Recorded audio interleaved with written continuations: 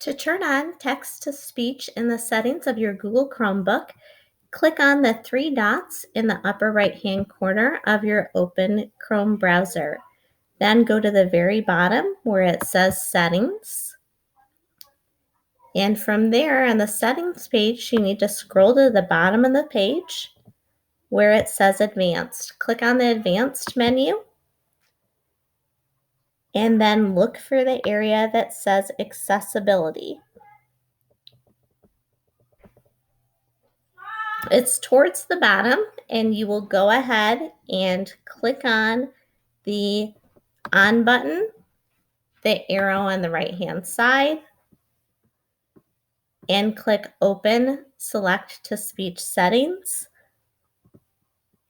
or Text-to-Speech Voice Settings.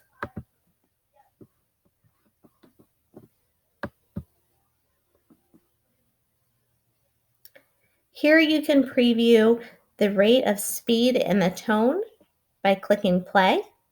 Hi there, I'm your text-to-speech voice. If you'd like it to sound a little bit more cheery, you can increase her pitch to be higher. Hi there, I'm your text-to-speech voice.